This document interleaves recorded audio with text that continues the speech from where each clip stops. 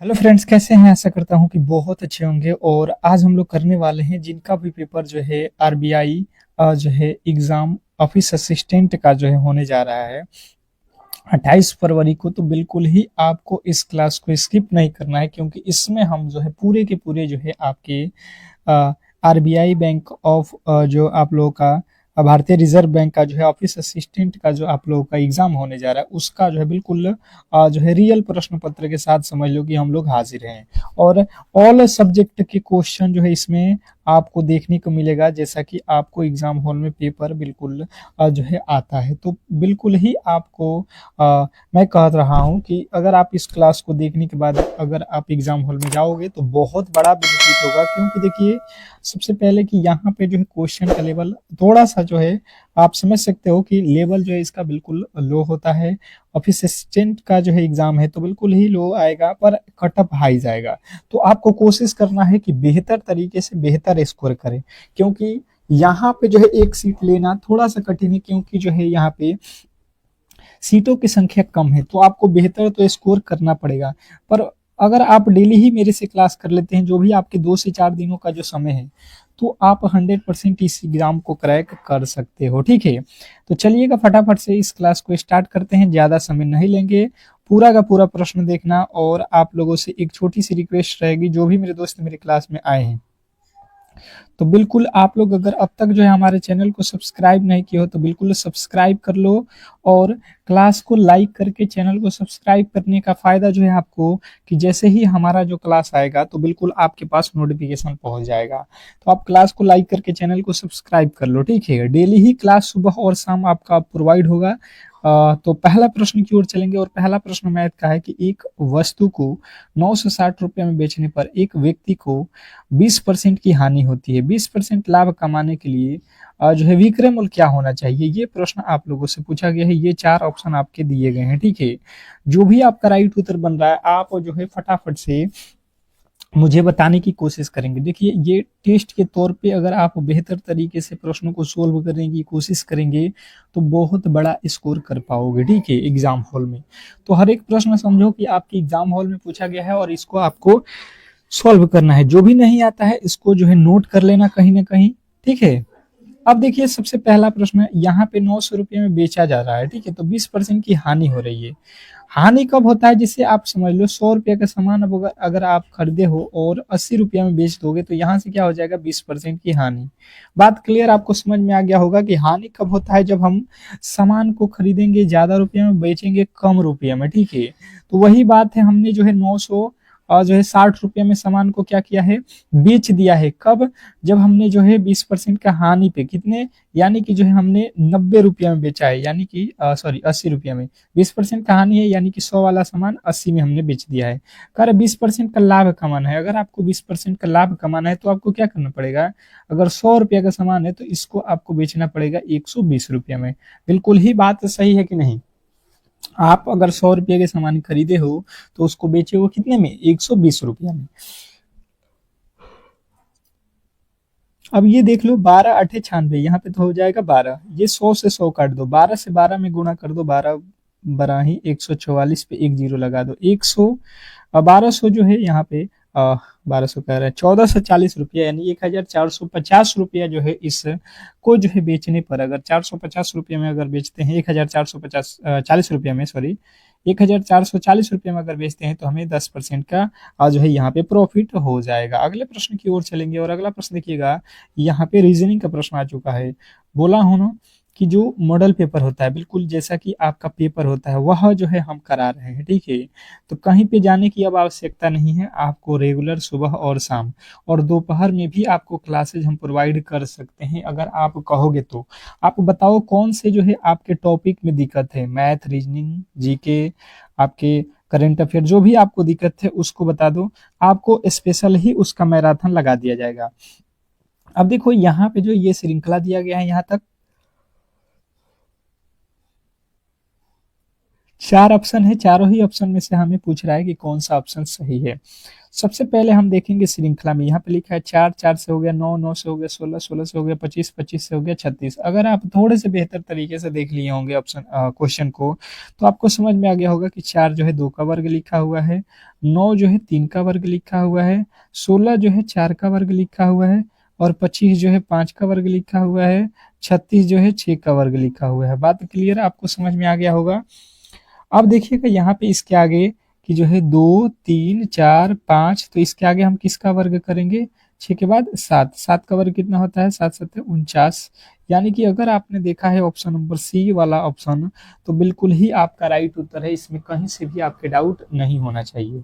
बहुत इंपॉर्टेंट प्रश्न था, आशा करता हूँ कि आपको क्लियर समझ में आ गया होगा। अगले प्रश्न की ओर चलेंगे, और अगला प्रश्न आपके सामने फिर से जो है रीजनिंग का ही प्रश्न है कि जो है यदि वाटर को जो है ये लिखा जाता है, तो ब्लड को जो है क्या लिखा जाएगा? प्रश्न आपके सामने बहुत इंपॉर्टेंट है, कोडिंग डिकोडिंग का है, और ये लेवल आपको मेंटेन रखना है, ठीक है। बेहतर तरीके से आपको इस प्रश्न के सॉल्यूशन करने हैं। देखते हैं कौन कौन मेरे दोस्त जो है इस प्रश्न के राइट उत्तर को बता सकता है। बहुत बेहतरीन, बहुत लाजवाब, सभी का उत्तर आ रहा है, सभी का। चलिएगा देख लीजिए यहाँ पे बेहतर तरीके से। W को लिखा है x, W होता है 23 पे, और x होता है 24 पे, यानी कि +1 कर दिया है। A होता है 1 पे, B होता है 2 पे, यानी कि +1। T के बाद U लिखा है, मतलब +1। E के बाद F, R के बाद S, यानी कि जो है आप देखोगे सब में क्या किया है? +1 +1, ठीक है। तो आपको भी यहाँ पे वही काम कर लेना है, आपको भी वही काम करना है। बी के बाद होता है सी, एल के बाद होता है एम, ओ के बाद होता है पी, पी यहाँ पे नहीं है, पी यहाँ पे नहीं है, C M P, C M P, C M P इसमें ठीक है। ओ के बाद क्या होता है? पी, 2 बार पी होना चाहिए, इसमें भी 2 बार है। लास्ट डी के बाद क्या आएगा? ई। कॉपी पेस्ट हो गया भाई साहब, डबल ऑप्शन हो गया है, दोनों ही यहाँ पे सही हो जाएगा। एक तो यहाँ पे जो है कॉपी पेस्ट जो है टाइपिंग एरर हो गया है, कोई दिक्कत नहीं है, आप लोगों ने कर लिया है, बिल्कुल सही है। विषम शब्द को चुनना है, विषम मतलब यहाँ पे जो 4 ऑप्शन आप देख रहे हो, ठीक है, इसमें से 3 एक जैसे हैं और एक जो है अलग है। जो अलग है वही हमारा राइट उत्तर है, जो अलग है वो हमारा राइट उत्तर होता है इसमें, ठीक है। मतलब प्रश्न में जो बोला है यहाँ पे आप समझने की कोशिश करेंगे, क्लियर ही आपको समझ में आ गया होगा। पहला ऑप्शन है रुपया, डॉलर, येन, बैंक, ये 4 ऑप्शन दिए गए हैं। जब चारों ही ऑप्शन को जब आपने पढ़ा, तो आपको थोड़े से लॉजिकली यहाँ पे सोचना होगा, और आप मुझे लगता है कि सोच भी लिए होंगे। जब मैंने देखा तो यहाँ पे दिखा रुपया, डॉलर, येन, ये तीनों के तीनों जो है ये किसी न किसी देश के मुद्रा है। क्या है ये? किसी न किसी देश के मुद्रा, मुद्रा का नाम है। जैसे भारत में रुपया चलता है, डॉलर अमेरिका में या कई देशों में चलता है, रुपया भी कई देशों में, जैसे पाकिस्तान में चलता है, श्रीलंका में चलता है। येन, येन जो है आपके जापान में जो है रुपया के, जैसे रुपया हमारे यहाँ चलता है तो येन में जापान चलता है, और जापान में येन चलता है। येन जो है रुपये के काम करते हैं। तो यहाँ पे बैंक जो है हमारा अलग होगा। बैंक तो कोई मुद्रा नहीं है भाई साहब, ये तो शाखा है बैंक, जो कि पैसे इकट्ठा करता है लोगों से लेकर या लोगों को देता है। तो यहाँ पे अलग हो जाएगा ऑप्शन नंबर डी। अगला प्रश्न आपके सामने है, कह रहा है कि जो है विषम की पहचान करिए। ये तो दोबारा से रिपीट हो गया, यहाँ पे देखिएगा।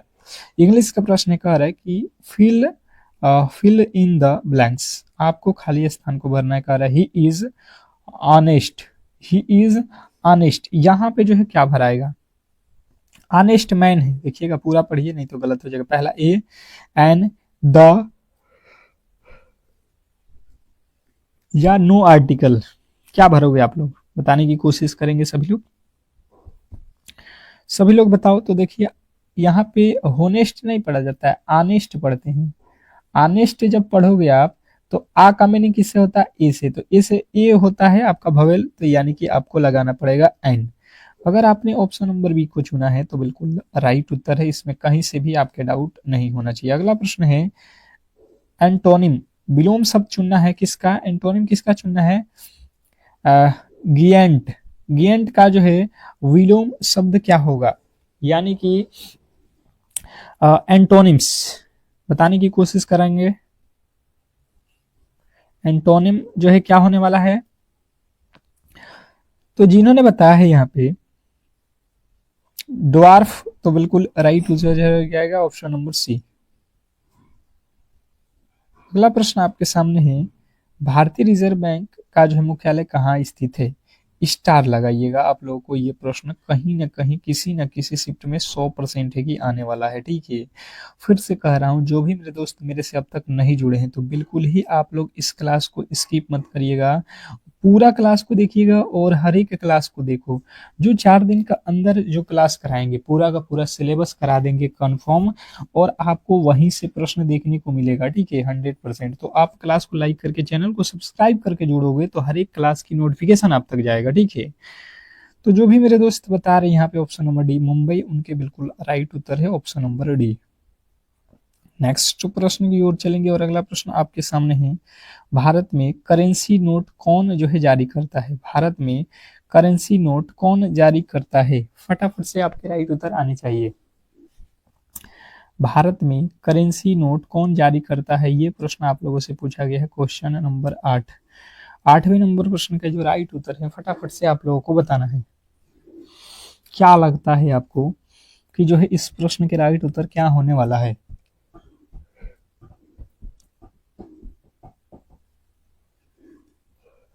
क्या लगता है? जैसे आप समझने की कोशिश करेंगे, आपको दिया है वित्त मंत्री, भारतीय स्टेट बैंक, भारतीय रिजर्व बैंक, नीति आयोग। तो देखिए करेंसी नोट जो जारी करता है ये आप लोगों को मालूम है कि ये तो केवल और केवल आरबीआई ही करता है, Bharatiya Reserve Bank. Option number C के साथ जाओगे। अगला प्रश्न आपके सामने है कि आरबीआई के जो है वर्तमान गवर्नर कौन है 2026 के अनुसार? ऑप्शन आपके चारों ठो दिए गए हैं, आपको बताना है यहाँ पे। क्वेश्चन नंबर 9, 9वें नंबर प्रश्न के जो राइट उत्तर है बताने की कोशिश करेंगे। तो जो भी मेरे दोस्त बता रहे हैं कि आरबीआई के वर्तमान गवर्नर जो है शक्तिकांत दास हैं।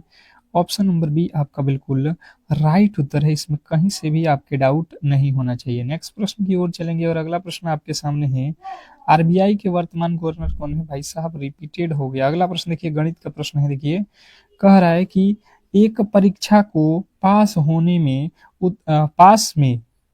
परीक्षा में पास उत्तीर्ण होने के लिए जो है 33% अंक की जो है आवश्यकता है। उसने जो है उसे 125 अंक मिले पर वह जो है 40 अंकों से अनुत्तीर्ण हो गया। परीक्षा में अधिकतम अंकों की संख्या, देखिए एक लड़का होगा या छात्र है, आप कुछ भी समझ लो, वो जो है एक परीक्षा देता है जिसमें जो है रखा जाता है कि अगर आपके मार्क्स 33% में आते हैं तो आपको पास माना जाएगा।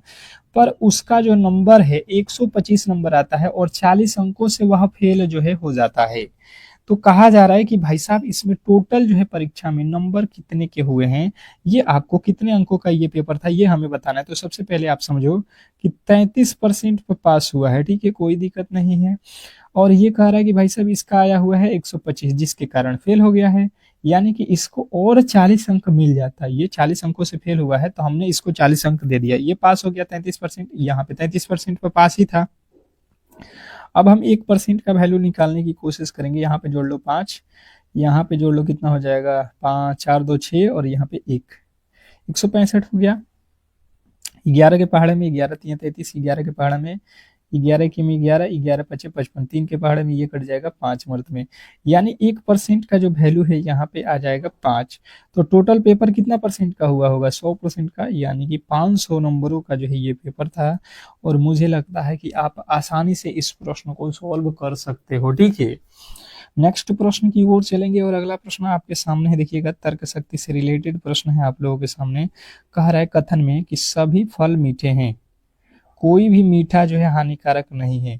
निष्कर्ष कह रहा है सभी फल हानिकारक हैं, कोई भी फल हानिकारक नहीं है। क्या लगता है इसके राइट उत्तर?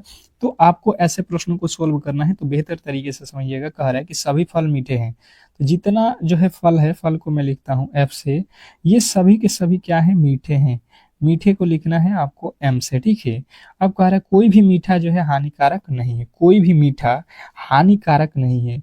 जो मीठा है वो हानिकारक नहीं, हानिकारक को एस से लिखता हूँ, इन दोनों में कोई भी संबंध नहीं। अब कह रहा है कि सभी फल हानिकारक हैं। ये देखिए फल इधर है, भाई साहब हानिकारक इधर है, ये कैसे संभव है? बिल्कुल गलत हो जाएगा। कोई भी फल हानिकारक नहीं है, ये फल जो है कोई हानिकारक नहीं है। बिल्कुल बात सही है। जब ये मीठा नहीं है और कह रहा है कि मीठा हानिकारक नहीं है, तो मीठे के अंदर ही फल आ रहा है, तो फल और हानिकारक बिल्कुल एक दूसरे से कभी नहीं मिल सकते हैं।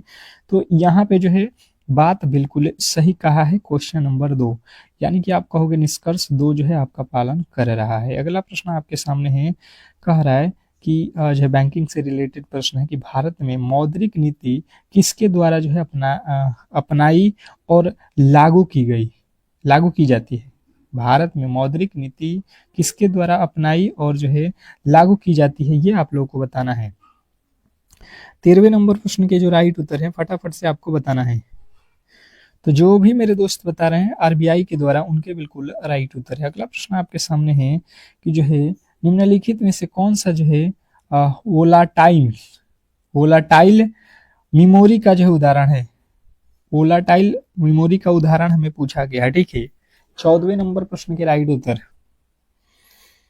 जिन्होंने बताया है रैम, उनका बिल्कुल राइट उत्तर हो जाएगा ऑप्शन नंबर बी वाले जो भी मेरे दोस्त हैं उनके बिल्कुल राइट उत्तर है। अगला प्रश्न आपके सामने है कार्य गणित का कि दो संख्याओं का अनुपात यहाँ पे दिया गया, यदि इनका योगफल 70 हो तो बड़ी संख्या जो है आप लोगों से पूछा जा रहा है कि जो है बड़ी संख्या क्या होने वाला है, बताइएगा। बहुत बेहतरीन प्रश्न है और कहीं ना कहीं आपको ऐसे प्रश्नों को बेहतर तरीके से सॉल्व करना आना चाहिए, बहुत इंपॉर्टेंट है। अब देखिए यहाँ पे जो है अगर हम सॉल्व करने की कोशिश करेंगे तो देखिएगा दो संख्याओं का अनुपात यहाँ पे दिया गया है 3:4 है, तो हम वह संख्या मानेंगे कि एक जो संख्या वह 3x है, एक जो संख्या वह 4x है। कभी भी अनुपात में है तो उसको हमें मानना पड़ता है, ठीक है। ये दोनों को अगर हम जोड़ते हैं, इन दोनों का योगफल कर रहा है, यानी कि दोनों को जोड़ोगे तो 70 हो जाएगा। हम जोड़ रहे हैं तो 4 और 3 7x हो रहा है, ये कह रहा है भाई साहब 70 होगा। यहाँ से x का वैल्यू काट के निकालेंगे तो हो जाएगा 10, यानी कि जो x है इसका तो वैल्यू हमें पता चल गया 10। इसने कहा है कि बड़ी संख्या, बताओ 3 बड़ा होता है या 4, आप कहोगे 4 बड़ा होता है, यानी 4, x का वैल्यू 10 रख लो, x का वैल्यू 10, तो 10 चौके 40 जो है हमारा बिल्कुल राइट उत्तर है, इसमें कहीं से भी डाउट नहीं होना चाहिए। नेक्स्ट प्रश्न की ओर चलेंगे और अगला प्रश्न आपके सामने है तर्क शक्ति से रिलेटेड प्रश्न है। यदि पेन को जो है ये लिखा जाता है EGG, एग को जो है क्या लिखा जाएगा। पेन को जो है लिखा हुआ है, आपको एग को बताना है, क्या लगता है इस प्रश्न के जो राइट उत्तर है वो क्या होने वाला है। बहुत इंपॉर्टेंट प्रश्न है, जैसे आप समझने की कोशिश करोगे तो देखिए PEN लिखा है, ठीक है। इसके जो है आपको यहाँ पे देखना है, P होता है कितने पे 16 पे, E होता है 5 पे, N होता है 14 पे। आप सबको जोड़ लो, ये हो जाएगा आपका 30 और 5 35, बिल्कुल इनके अंकों का योग करके लिखा हुआ है, आप भी कर दो। E होता है 5 पे, G होता है 7 पे, G होता है 7 पे, 7 7 14 और 5 जो है 19 आपके बिल्कुल राइट उत्तर है। 19 वाले जो भी मेरे दोस्त ऑप्शन नंबर सी को चुने हैं उनका बिल्कुल राइट उत्तर है। नेक्स्ट प्रश्न की ओर चलेंगे और अगला प्रश्न आपके सामने है कि विश्व बैंक का जो है मुख्यालय कहाँ है। स्टार लगाइएगा कि विश्व बैंक का जो है मुख्यालय कहाँ है। बहुत बहुत ज्यादा इंपॉर्टेंट प्रश्नों के साथ हम हाजिर हैं, ठीक है। आपसे फिर कह रहा हूँ कि जो अंतिम के 4 दिनों का जो क्लास देखेगा 100% है कि सिलेक्शन लेगा, ठीक है। तो क्लास को लाइक करके चैनल को सब्सक्राइब करके अगर रखते हो आप लोग, तो ये सारा का सारा जो है फायदा आपको बिल्कुल ही मिलने वाला है। तो जो भी मेरे दोस्त यहाँ पे 17वें नंबर प्रश्न के राइट उत्तर बता रहे हैं, वाशिंगटन DC, विश्व बैंक का मुख्यालय वाशिंगटन DC, बिल्कुल राइट उत्तर है। अगला प्रश्न आपके सामने है बैंकिंग से रिलेटेड, KYC का पूर्ण रूप क्या है। KYC का पूर्ण रूप क्या है बताने की कोशिश करेंगे। क्वेश्चन नंबर 18, KYC का फुल फॉर्म आप लोगों से पूछा गया है, क्या लगता है आपको मालूम है, बताने की कोशिश करें सभी लोग। तो जिन्होंने बताया है KYC का फुल फॉर्म होता है now your customer, option number ए वाला बिल्कुल ही आपका राइट उत्तर है, इसमें कहीं से भी आपके डाउट नहीं होना चाहिए। नेक्स्ट प्रश्न की ओर चलेंगे और अगला प्रश्न आपके सामने देखिए तर्क शक्ति से रिलेटेड प्रश्न दिया गया है। कह रहा है यहाँ पे समझने की कोशिश कीजिए, ब्लड रिलेशन के प्रश्न है। इसने कहा है कि A B की बहन है, C B की माता है, D C का पिता है, E D की माता है। अब ए का डी से क्या संबंध है, मतलब डी से डी का कौन लगता है, ए हमें पता करना है। बहुत इंपॉर्टेंट तरीके से मैंने जो है इस तरीके के प्रश्नों को बताया हुआ है क्लास में।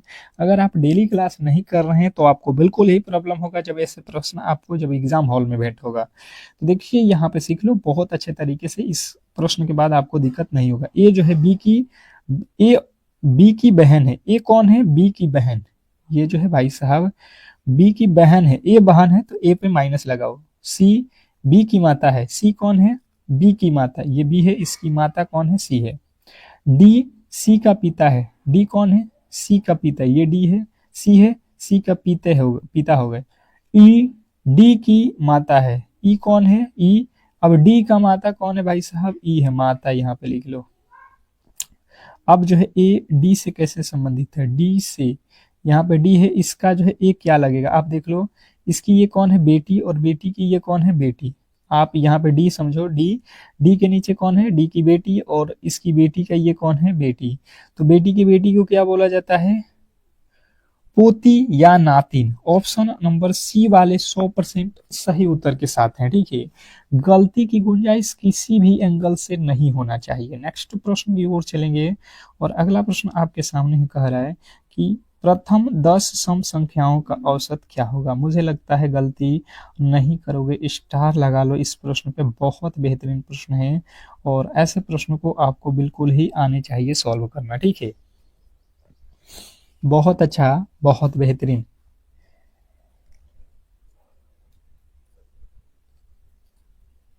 क्या लगता है आपको इस प्रश्न का राइट उत्तर। तो देखो एक तो तरीका होता है कि आप इसको लिखोगे प्रथम 10 सम संख्या की 2, 4, 6, उसके बाद 8 होता है, फिर 10 होता है, फिर 12 होता है, फिर 14 होता है, फिर जो है 16 होता है, फिर आपके 18, फिर 20। कितने हो गए, 4, 4, 8 और 2, 10।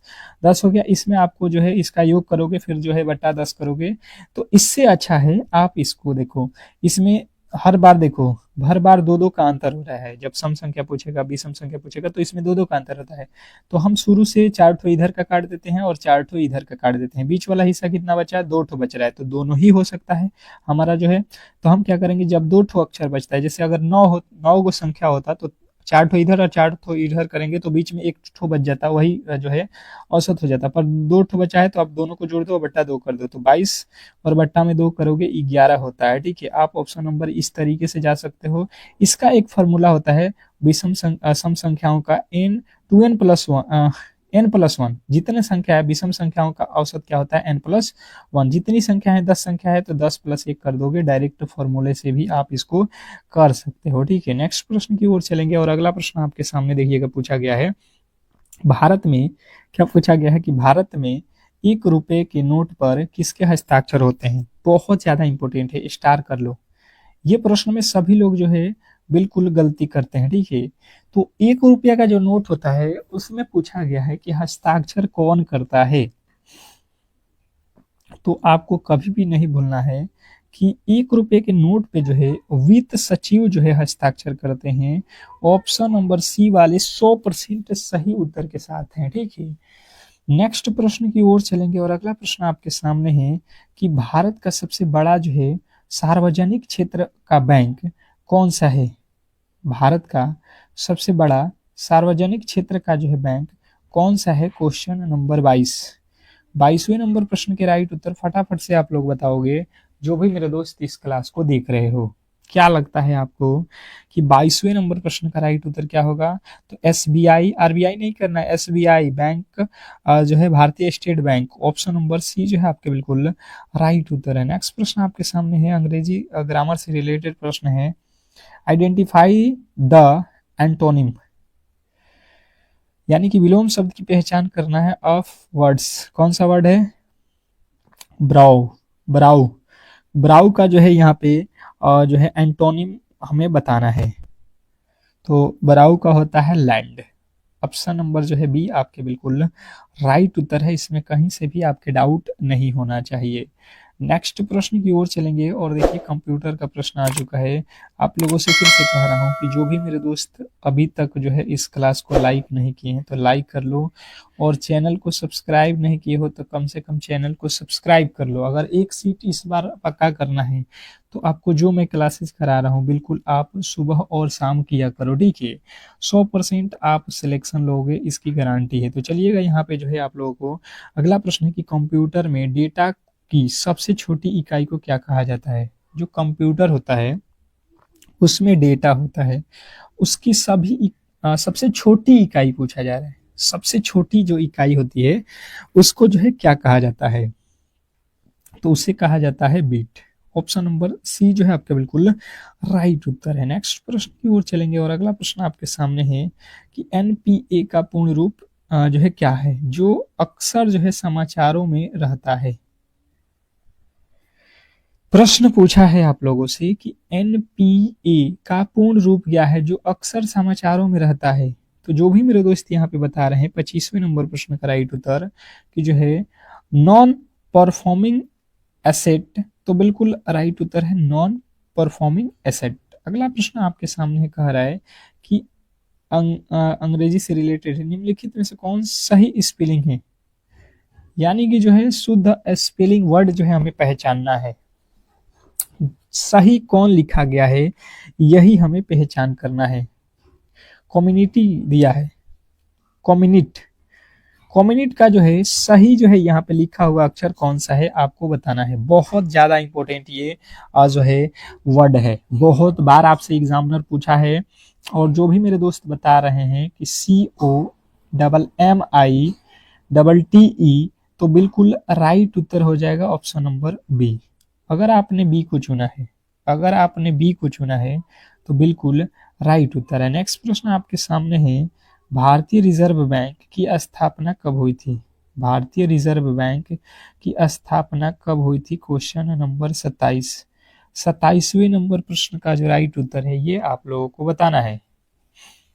क्वेश्चन नंबर 27, भारतीय रिजर्व बैंक की स्थापना कब हुई थी।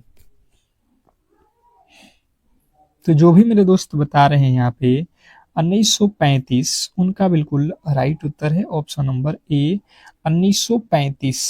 नेक्स्ट प्रश्न की ओर चलेंगे और अगला प्रश्न आपके सामने कह रहा है कि जो है URL का पूर्ण रूप क्या है। URL का जो है पूर्ण रूप क्या है, आप बार बार देखते हो URL लिखा होता है, उसका पूर्ण रूप जो है आप लोगों से पूछा गया है।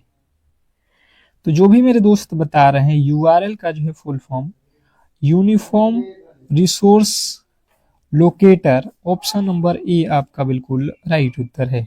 नेक्स्ट प्रश्न की ओर चलेंगे और अगला प्रश्न आपके सामने है कि जो है फिलिंग इन द ब्लैंक, यानी कि फिलिंग इन द ब्लैंक यानी कि खाली स्थान को आपको भरना है। He is the senior me in the office, he is the senior, इसके आगे कौन सा वर्ड भरा जाएगा यही आप लोगों से पूछा जा रहा है। तो आप कहोगे to me the senior, option number B के साथ अगर आप गए हैं तो बिल्कुल राइट उत्तर है। अगला प्रश्न आपके सामने है, कह रहे हैं यहाँ पे जो है समझिएगा कि बुल और बियर शब्द किससे संबंधित है। बुल और बियर किस शब्द से संबंधित है, क्वेश्चन नंबर 30। 30वें नंबर प्रश्न का राइट उत्तर जो भी मेरे दोस्त बता रहे हैं शेयर बाजार से, उनका बिल्कुल राइट उत्तर है। अगला प्रश्न आपके सामने है मौद्रिक नीति से, देखिएगा कि जो है फरवरी 2026 में आरबीआई की जो है मौद्रिक नीति समिति की बैठक के बाद वर्तमान रेपो रेट क्या है।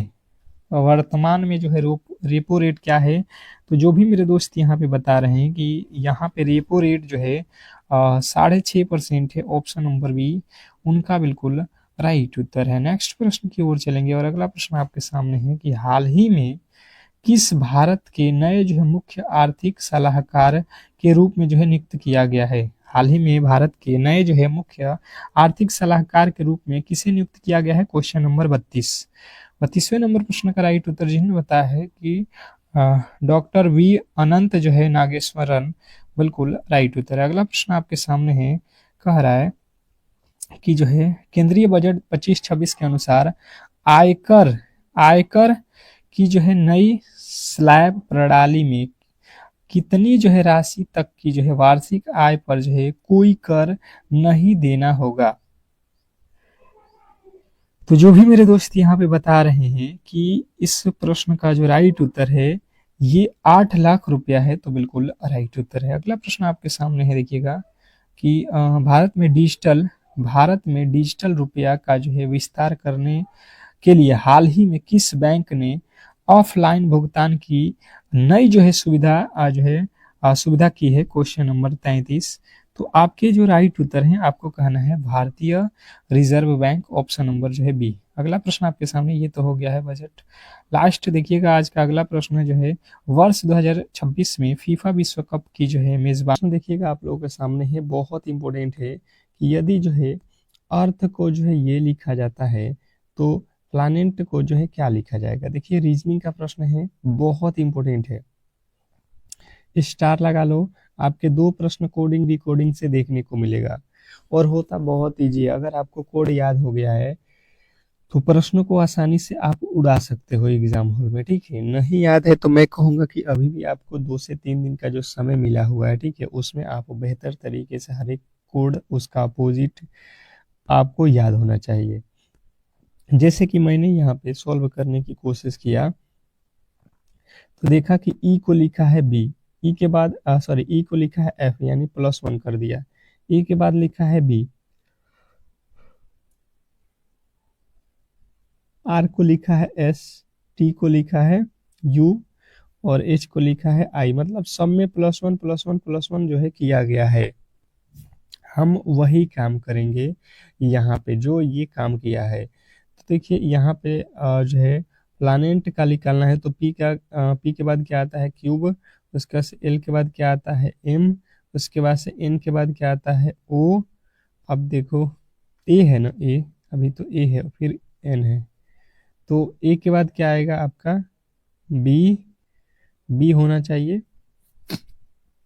फिर एन के बाद ओ होना चाहिए, फिर ई के बाद एफ होना चाहिए और लास्ट में आपका क्या हो जाएगा टी के बाद यू। देखिए यहाँ पे डबल जो है आपके एक ही तरीके के हो गए हैं तो दोनों ही ऑप्शन यहाँ पे सही हो जाएगा।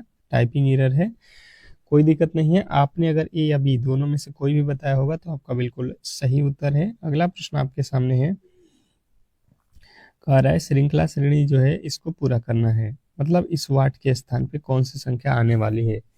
बिल्कुल देखिए यही लेवल रहने वाला है, इससे फास्ट नहीं होगा आपका पेपर, ये भी आप जो है जान लो।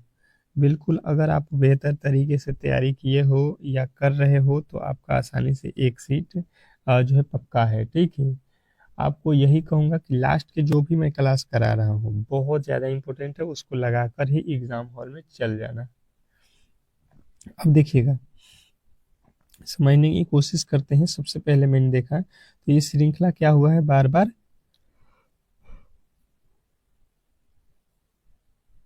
प्लस आपको नजर आ रहा होगा कि ये जो है श्रृंखला बढ़ रहा है, ठीक है।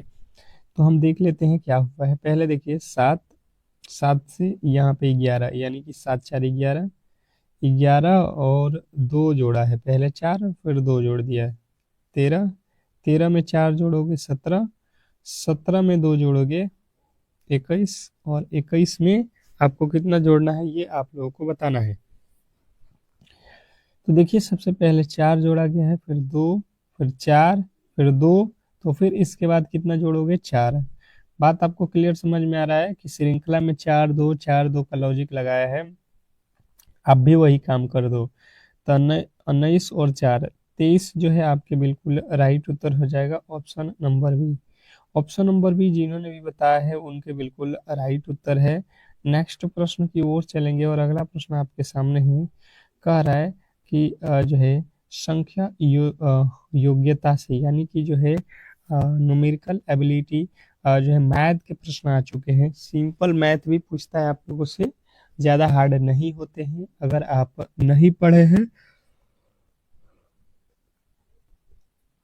तो ये भी प्रश्न आपके लिए हार्ड हो जाएगा, ठीक है, पर आप बेहतर तरीके से समझिएगा तो आसानी से इन प्रश्नों को सॉल्व कर सकते हो, ठीक है। चलिएगा देखिए कह रहा है यहाँ पे तीसरा नंबर प्रश्न आपके सामने गणित का है कि 250 का मतलब होता है गुणा 80% यानी 80/100 प्लस 150 का मतलब होता है गुणा 20/100। बात आपको क्लियर जो है यहाँ तक समझ में आ गया होगा, मुझे लगता है। ठीक है, चलिएगा। अब जो है इसी को आपको क्या करना है, सॉल्व कर लेना है। ये एक जीरो से एक जीरो कट जाएगा, ये एक जीरो से एक जीरो, यहाँ से गुणा कर दो 4×5 = 20, यहाँ से गुणा कर दो 4×2 = 8 और 2 10, यानी कि 100 हो गया। यहाँ से गुणा कर लो, एक जीरो से एक जीरो, एक जीरो से एक जीरो, अब 15×2 = 30, यानी कि 100 जो है आपकी 30 जो राइट उत्तर ऑप्शन नंबर बी में दिया गया है, यही आपका बिल्कुल सही उत्तर है। मुझे लगता है गलती नहीं करोगे, बेहतर तरीके से आपको ये प्रश्न भी समझ में आ गया होगा। नेक्स्ट प्रश्न की ओर चलेंगे और अगला प्रश्न आपके सामने देखिएगा। कह रहा है कि एक साइकिल 2500 रुपये में खरीदने पर और जो है 3000 में बेची गई तो लाभ प्रतिशत क्या है। एक साइकिल है, 2500 रुपये में खरीदी गई है और उसे जो है 3000 में बेचा गया है। तो सिंपल सा आपको बताना है कि इसमें कितना लाभ जो है हुआ है। फटाफट से आपके राइट उत्तर आना चाहिए। जो भी इस क्लास को देख रहे हैं, कोशिश करिए कि हर एक प्रश्न आप खुद से बनाओ, ठीक है।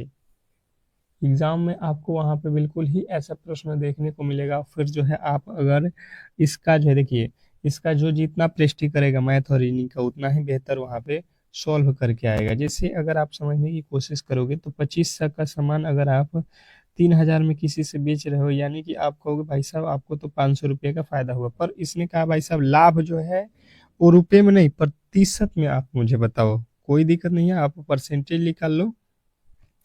500 का क्या हो जाएगा, 500 का परसेंटेज किस पे लिखिएगा तो 2500 पे, और गुणे आपको क्या करना पड़ेगा 100। ये 2 जीरो से जो है ये 2 जीरो काट दो, 25×2 = 50, यानी कि जो है आपका कितना परसेंट हो जाएगा 20%। ऑप्शन नंबर बी जो है आपके बिल्कुल राइट उत्तर है, इसमें कहीं से भी आपके डाउट नहीं होना चाहिए। बेहतर था प्रश्न, बहुत बेहतर था। अगले प्रश्न की ओर चलेंगे और अगला प्रश्न आपके सामने है, देखिएगा। रेपो रेट कम होने का जो है बाजार पर क्या प्रभाव पड़ता है। रेपो रेट कम होने का बाजार पर जो है क्या प्रभाव पड़ता है, ये आप लोगों से पूछा गया है। अब देखिएगा जीके के प्रश्न आ चुके हैं, हर एक प्रश्न कराऊंगा। केवल और केवल जो है आप लोगों से एक ही रिक्वेस्ट करूंगा, जो भी मेरे दोस्त मेरे क्लास को लाइक नहीं किए हैं तो लाइक करके चैनल को सब्सक्राइब करके रखो, बहुत बेनिफिट होने वाला है आपको, ठीक है।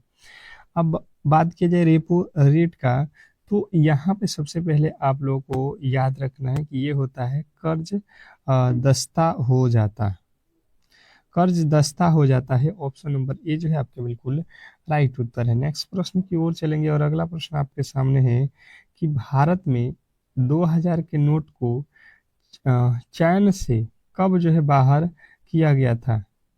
भारत में 2000 के नोट को चलने से कब जो है बाहर किया गया, मतलब कब जो है इसको बंद किया गया,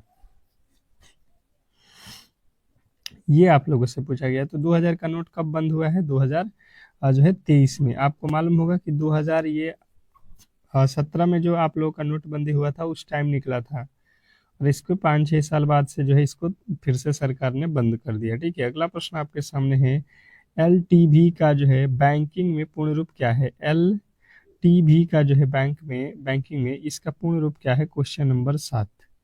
बात किया जाए 7वें नंबर प्रश्न की राइट उत्तर, तो फटाफट से आपके आने चाहिए। एलटीवी जो भी मेरे दोस्त बता रहे हैं, loan to value, option number A आपका बिल्कुल राइट उत्तर है। अगला प्रश्न आपके सामने है, choose the correct spelling, choose the correct spelling, सही स्पेलिंग वाले वर्ड को जो है आपको चुनना है। क्वेश्चन नंबर 8, 8वें नंबर प्रश्न की जो राइट उत्तर है फटाफट से आपको बताना है,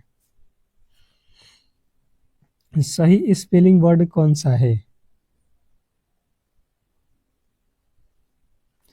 तो आप देखो, option number B commendation, option number B जो है आपके बिल्कुल राइट उत्तर है, ठीक है।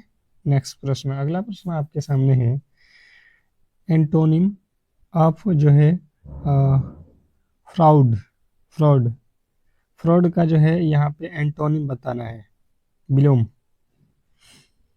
तो जो भी मेरे दोस्त यहाँ पे बता रहे हैं, होनेस्टी, फ्रॉड के क्या होनेस्टी, बिल्कुल राइट उधर है, ऑप्शन नंबर बी। नेक्स्ट प्रश्न आपके सामने है, कह रहा है सिलेक्ट, इनमें से कौन जो है सेकेंडरी मेमोरी है। सेकेंडरी मेमोरी जो है आप लोगों से पूछ रहा है कि इनमें से कौन सा है। तो सेकेंडरी मेमोरी जो भी मेरे दोस्त यहाँ पे बता रहे हैं हार्ड डिस्क, उनका बिल्कुल राइट उत्तर है option number C, hard disk. Next प्रश्न की ओर चलेंगे और देखिए गणित का प्रश्न आ चुका है, टाइम एंड वर्क का, बहुत बेहतरीन ये प्रश्न है, समझने की कोशिश कीजिएगा सभी लोग। कह रहा है कि ए एक काम को 15 दिनों में, बी उसी काम को 10 दिनों में पूरा कर सकता है।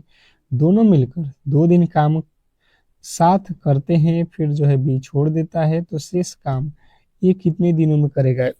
प्रश्न को पूरा नहीं पढ़िएगा, 100% प्रश्न गलती करके आइएगा, ठीक है।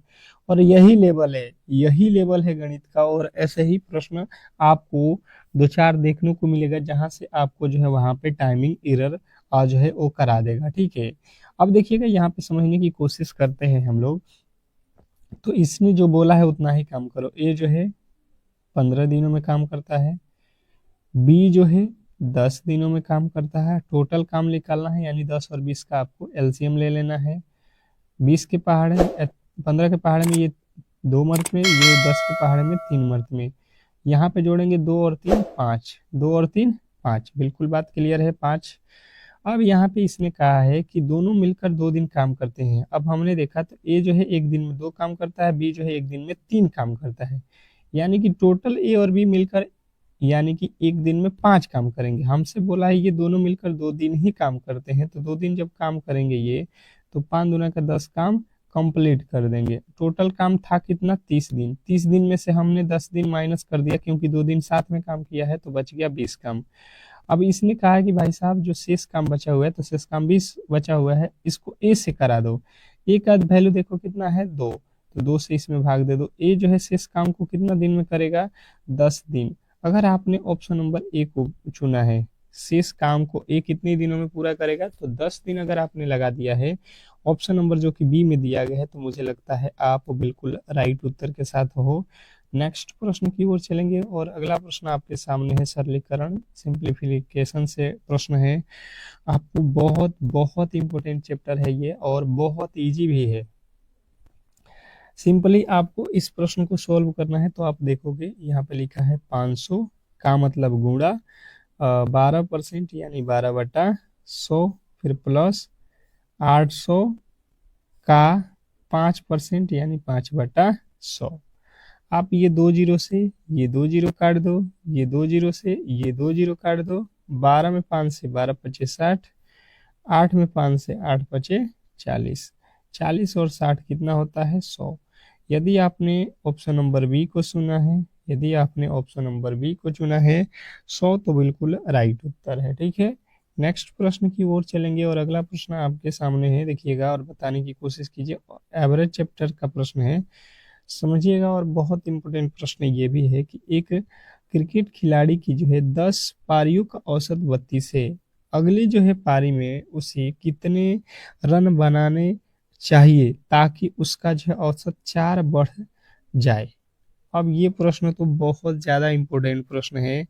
अब ऐसे प्रश्नों को किस तरीके से आप सॉल्व करते हो ये बहुत मैटर करता है, ठीक है। सबसे पहले देखिए 10 पारी उसने खेला है, ठीक है, कोई दिक्कत नहीं है। और रन कितना बनाया है, तो औसत दिया गया है 32, मतलब उसका एवरेज है कि मतलब हर पारी में 32 32 रन बनाया है, यानी कि टोटल रन वो कितना बना देगा, तो 320 रन बना देगा 10 पारी में। उसके बाद से अगली पारी 10 के बाद कौन सी पारी होगी, 11वीं, उसे कितना रन बनाना होगा ताकि औसत 4 बढ़ जाए। अब वो कितना रन बनाए कि औसत 4 बढ़ जाए, औसत कितना है 32, 4 बढ़ाना है, यानी कि अब जो है इसका औसत हो जाना चाहिए 36, तो 36 हो जाएगा औसत, गुणा कर दो 11 6 66, 11 3 33 और 6 39, यहाँ से माइनस कर लो 6 हो जाएगा, और यहाँ पे हो जाएगा 7। 76 जो है 76 जो है रन अगर बना देता है वह, तो उसका जो है औसत 4% बढ़ जाए, 4 जो है बढ़ जाएगा अगली पारी में। तो मुझे लगता है कि आसानी से आप समझ गए होंगे, गलती नहीं करोगे। अगला प्रश्न आपके सामने है आयु संबंधित प्रश्न की पिता और पुत्र की आयु का अनुपात यहाँ पे दिया गया है। यदि इनकी आयु का योग 60 वर्ष है, तो इनकी इनकी आयु के बीच का अंतर। देखिएगा, पूरा प्रश्न नहीं पढ़िएगा तो हर एक प्रश्न आपको जो है यहाँ पे प्रॉब्लम क्रिएट कर सकता है। तो आप बिल्कुल कहोगे कि आप मान लो कि पिता की उम्र 7x और पुत्र की उम्र 3x। इसने कहा इनका योग, तो योग मतलब होता है इनका जोड़। जोड़ोगे तो कितने वर्ष के हो जाएंगे? 60। हम जोड़ रहे हैं तो ये हो रहा है 10x, ये हो रहा है 60। ये कट जाएगा तो x का वैल्यू हो जाएगा 6। x का वैल्यू कितना हो गया? 6। बात क्लियर, आपको समझ में आ रहा होगा। अब जो है आपसे पूछा है इनके बीच का अंतर, तो देखो 7 और 3 के बीच का अंतर कितना हो जाएगा? 7 में से 3 घटा तो कितना आएगा? 4x। यानी 4x का वैल्यू हमने लाया है 6, तो 6 चौका 24 जो है हमारा इनके बीच का अंतर है। ऑप्शन नंबर बी जो है हमारा बिल्कुल राइट उत्तर है। इसमें कहीं से भी आपके डाउट नहीं होना चाहिए। अगला प्रश्न आपके सामने है, संख्या श्रृंखला से रिलेटेड प्रश्न है। स्टार लगाइएगा, बहुत बेहतरीन प्रश्न है।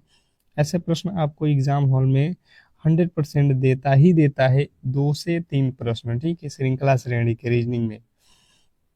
तो ये चैप्टर आपके लिए बहुत इंपॉर्टेंट है। इसने कहा है भाई साहब आप बेहतर तरीके से समझना। 10, 10 से हो गया 20, 20 से हो गया 40, 40 से हो गया 70, 70 से हो गया 110। तो 110 के बाद क्या होने वाला है?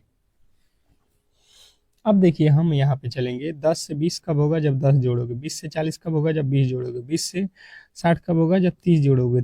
70 से 110 कब होगा? जब 40 जोड़ोगे। तो देखो 10, 20, 30, 40, तो 40 के बाद आप क्या जोड़ोगे? 10, 10 हर बार बढ़ रहा है तो 50 जोड़ दो, तो यहाँ पे हो जाएगा 160। और 160 अगर आपने बताया है, अगर 160 आपने बताया है तो बिल्कुल राइट उत्तर है ऑप्शन नंबर बी। अगर आपने बी को चुना है तो बिल्कुल राइट उत्तर है। नेक्स्ट प्रश्न की ओर चलेंगे और अगला प्रश्न आपके सामने है चक्रवृद्धि ब्याज। क्या है आपका अगला प्रश्न? चक्रवृद्धि ब्याज से रिलेटेड। स्टार लगाइएगा आप लोग, ऐसे प्रश्नों में गलती नहीं करोगे, ठीक है। क्या कहा है? सबसे पहले आपको देखना है 800 रुपये की राशि पर 5% वार्षिक ब्याज के दर से 2 वर्षों का चक्रवृद्धि ब्याज ज्ञात करें। प्रश्नों में क्या बोला है आपको क्लियर यहाँ पे समझना होगा कि प्रश्न बोला क्या है। तो 2 वर्षों का चक्रवृद्धि ब्याज बताना है, ठीक है। तो आप इसके जो भी तरीके हैं लगा सकते हो। मैं तो ये कहूँगा कि इसको जो है, मान लो कि 2 साल का है तो पहले साल 5 और दूसरे साल भी 5 है, तो इसका जो है आप ये ए हो जाता है, ये बी, तो इसका कुल जो है निकालना पड़ेगा आपको। तो इसका फॉर्मूला क्या होता है? A plus B plus A B बटा 100, यही तो फॉर्मूला होता है टोटल आपको निकालने का, ठीक है, ब्याज। अब यहाँ से रखोगे तो 5 प्लस 5 प्लस 5 गुणे 5 बटा 100, ये हो जाएगा 5 और 5 10, और यहाँ से भाग दे दो, 5 पचे 25, यानी 25 में पॉइंट लगाओगे 0.5।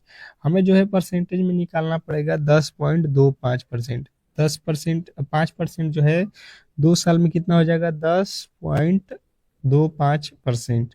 हम इसका वही निकालेंगे, 8,000 रुपये का 10.25%, परसेंटेज हटेगा बट्टा में 100, यहाँ से पॉइंट हटेगा बट्टा में 2 ठो और जीरो हो जाएगा, क्योंकि पॉइंट के बाद 2 जीरो है। ये 3 जीरो से ये 3 जीरो काट दो, ये 5 के पहाड़ में काट दो, कितना मरतबे? 5 दूना 10, जीरो 5 पचे 25, ये काट दो 2 मरतबे, 5 दूना 10, ये हो जाएगा 4। यहाँ से गुणा करो, 4 पचे 20, यहाँ पे हो जाएगा 2, फिर 4 दूना 8। 820 जो है आपके बिल्कुल राइट उत्तर है। मुझे लगता है गलती नहीं करोगे। बेहतर था प्रश्न, बहुत बेहतर था। नेक्स्ट प्रश्न, अगले प्रश्न की ओर चलेंगे और अगला प्रश्न कह रहा है कि एक जो है 20 मीटर लंबी ट्रेन 36 मीटर प्रति घंटे की गति से एक खंभे को कितने समय में पार करेगी? बताइएगा।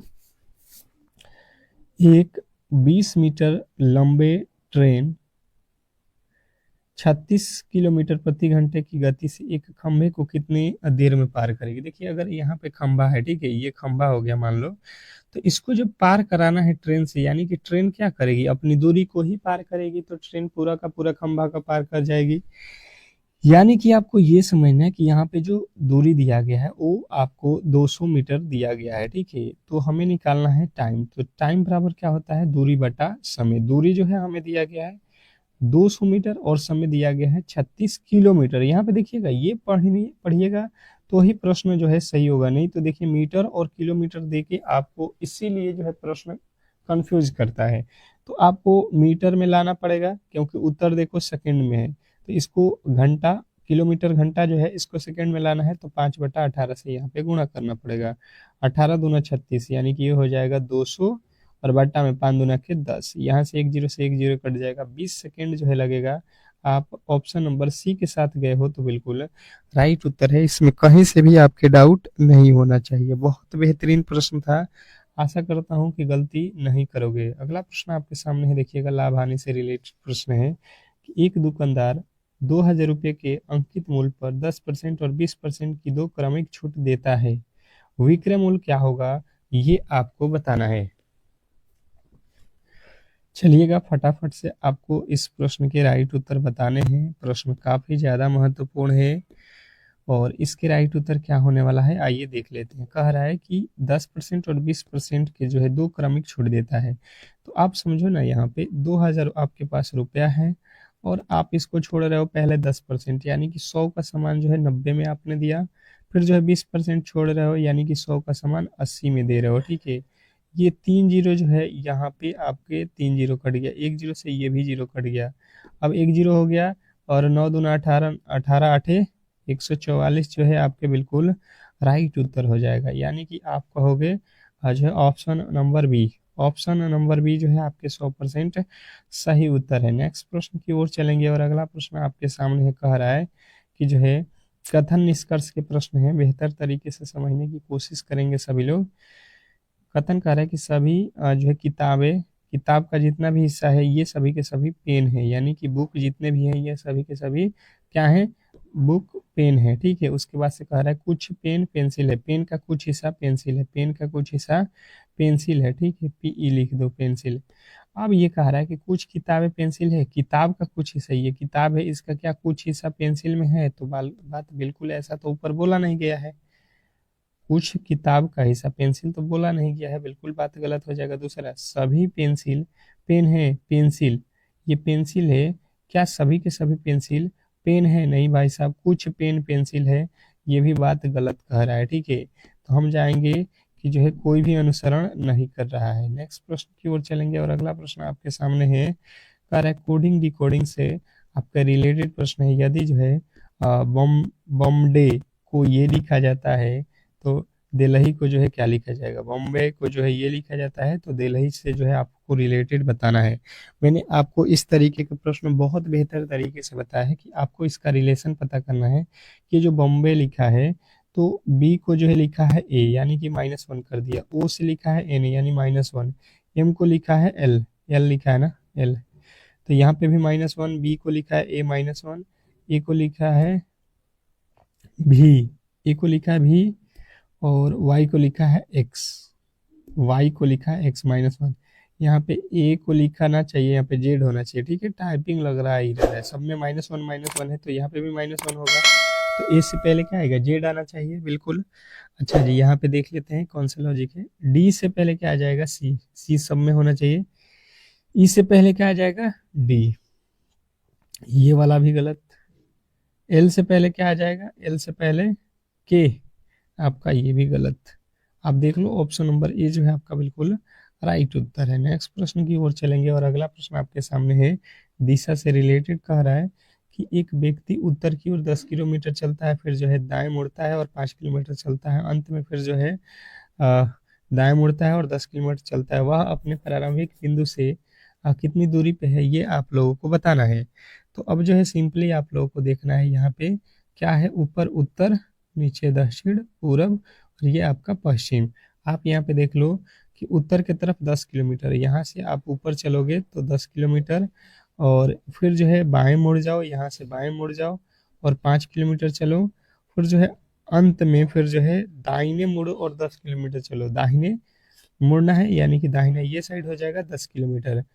वह जो है अपनी प्रारंभिक बिंदु से कितनी दूरी पे है ये आप लोगों से पूछा गया है। यहाँ से जो है ये दूरी कितनी है ये आप लोगों से पूछा गया, तो ऊपर ये 5 का है तो ये भी आपका 5 का हो जाएगा। ऑप्शन नंबर ए जो है आपके बिल्कुल राइट उत्तर हो जाएगा। ठीक है, ऑप्शन नंबर ए।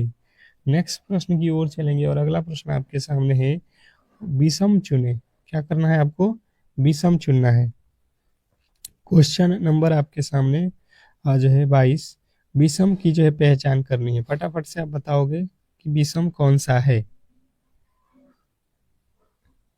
तो देखिए यहाँ पे चांदी, लोहा, तांबा, ये सभी के सभी आप देखोगे तो ये कौन से धातु हैं, ये जो है आप लोगों के कह सकते हो कि आप ये जो है धातु हैं, और ये तो कोयला धातु नहीं है, ये पदार्थ है। आपके ऑप्शन नंबर डी जो है अलग है। नेक्स्ट प्रश्न आपके सामने है कि 40 छात्रों की एक कक्षा में राहुल का स्थान ऊपर से 15वां है तो नीचे से। देखिए कोई यहाँ पे लोग हैं, 40 लोग हैं, तो ऊपर से स्थान दिया है कि जो है 15वें स्थान पे है राहुल, तो इसका स्थान नीचे से बताएंगे। तो देखिए यहाँ से नीचे से बताना है, तो राहुल को बीच में देखो, ऊपर से भी काउंट कर रहे हो नीचे से भी, तो जब टोटल लोग 40 है तो इसमें एक ठो जोड़ना पड़ेगा, क्योंकि राहुल पंक्ति में 2 बार तो है नहीं, आपने 2 बार काउंट किया, तो 41 में से 15 घटा दोगे तो आपका राइट उत्तर हो जाएगा 26, ऑप्शन नंबर बी। अगले प्रश्न की ओर चलेंगे, और अगला प्रश्न आप लोगों के सामने है, फटाफट से देखिएगा आपका अगला प्रश्न क्या कह रहा है, बहुत इंपॉर्टेंट है ये भी, ब्लड रिलेशन का प्रश्न है। कह रहा है यहाँ पे कि एक फोटो की ओर इशारा करते हुए सुरेश ने कहा, वह मेरे दादाजी के इकलौते पुत्र की एक पुत्री है। फोटो वाली जो है महिला सुरेश से कैसे संबंधित है, ये आप लोगों को बताना है। वेरी वेरी इंपॉर्टेंट प्रश्न है, और ऐसे प्रश्नों में आप लोग खासकर फंस रहे हो, ठीक है।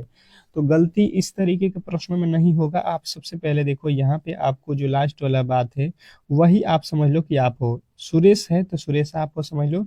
एक फोटो की ओर इशारा करते हुए आप कह रहे हो सुरेश हो तो कि वह मेरे दादाजी के, दादाजी समझ लो आपके फादर के फादर, यानी कि ये अगर आपके पिता है तो पिता के यहाँ पे पिता, ठीक है। तो कह रहे हैं वह